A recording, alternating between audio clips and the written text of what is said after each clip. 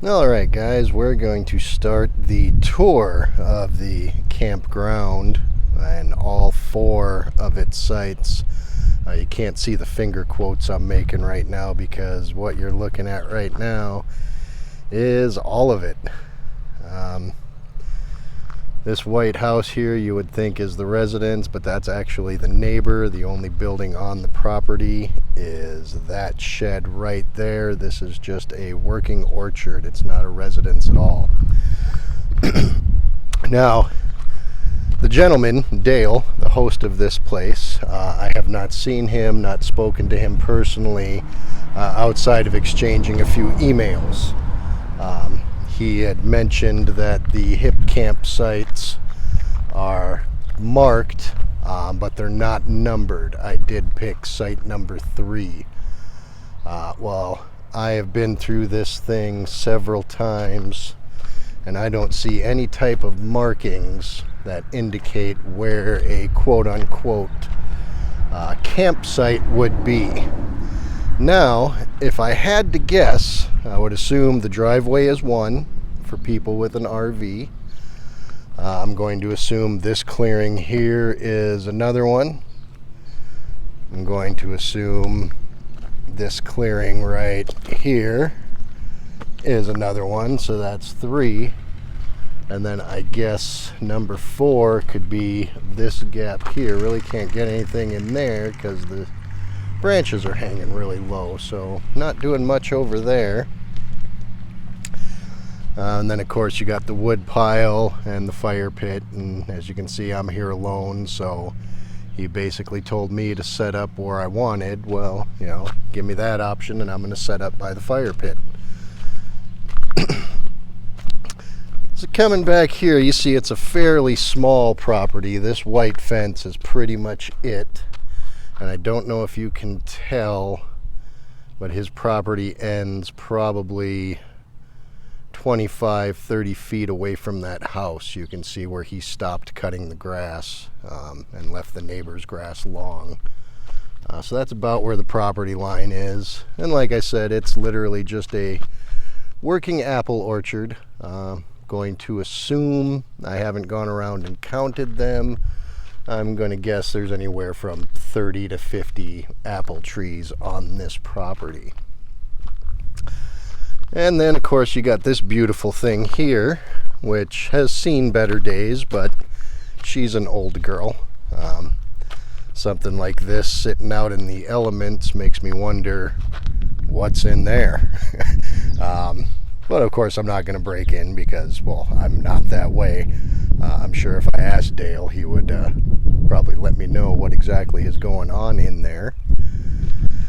Now this site is very rustic. There is no toilet. There are no outside lights, even though you can see there's floodlights here, but those do not come on at night, or at least they weren't on last night, which is a good thing because that would have been pretty miserable to have floodlights pointed at me while I'm trying to camp. The Hipcamp listing does say that there is potable water on site. I'm really glad that I stopped and picked up a water jug because this is the only spigot that I can find on the whole property. And as you can see, there is nothing coming out of there. I don't know if that's something I would need to get a hold of him so he could come out and turn the water on the inside, which I'm sure it just has a shut-off valve in there. I didn't think water theft was a big issue in the sticks. I don't know why you would turn that off. Maybe he's just still got it turned off from the winter time, because you don't want that pipe freezing and obviously bursting. So. And we walk along here. He does have some type of unbaited live animal trap here. So I'm assuming maybe there's a critter living in the shed or under the shed, and he's just trying to catch it and relocate it. So it's a good thing to see, you know, he's doing things humanely instead of just killing the animal. So that's awesome. And of course, as you see back here, you got nothing but farmland. You got next closest house is that brown one right over there. And then of course, you know, again, his property just ends at this white fence right here, and it's another row of apple trees right back here behind the shed. Now I'm going to share a picture right now over to probably this side of the screen, and that's a screenshot of the booking procedure on Hipcamp when you are booking this place. Now as you can see, site 1 is right here where I'm, you know, right here on the property itself. And then as you see, 2, 3, and 4 are all way over here beyond this fence. So I had chosen site number 3, and site number 3 would have been right around, you know, where this little patch of woods is or something, you know, secluded. What I look for. Be by myself, listen to my tunes, howl back at the coyotes when I've had 4 too many beers. But anyway, yeah, so that's what I thought I was, you know, getting into. And of course, you know, I had very little pictures to go on. I believe I'm the first person he's ever had at this place.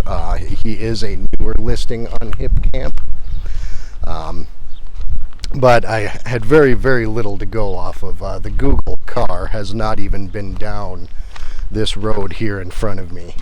And from the amount of traffic that I've seen on this road, I can see why. At night there is no traffic at all. Today I've seen a handful of bicyclists, a couple motorcycles, a couple cars, maybe, you know, every half hour or so someone will drive past. So it's not a very busy road at all. So here is where I have set up for the weekend. Let's see my garbage in the fire pit there. That was actually really good. Check out my video on the spicy Southwest skillet.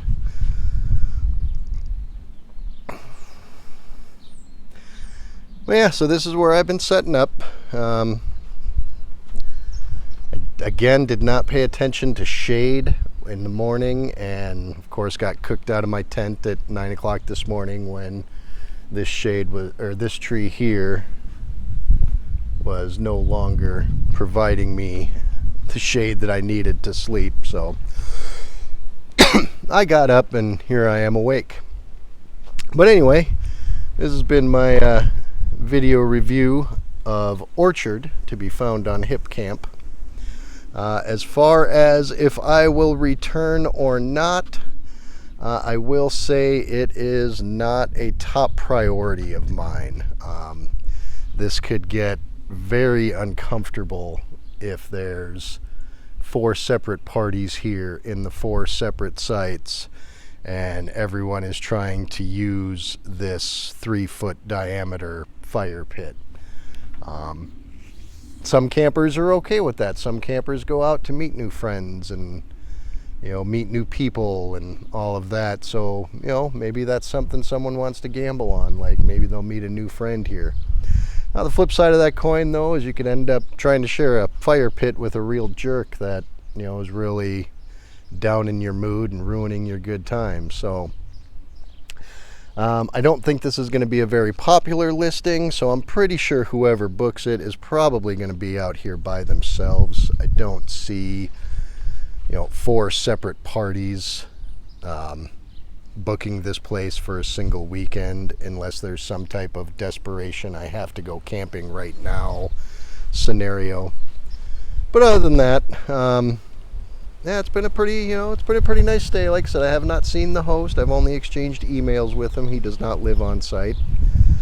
So that's another good thing too. I mean, I know a lot with the Hipcamp people are like, oh, I don't want the host, you know, watching me through their window and looking at some of the listings and some of the pics. Yeah, I get that. I won't mention her by name, but there's one that I won't stay at just because her listing was very, very snobby.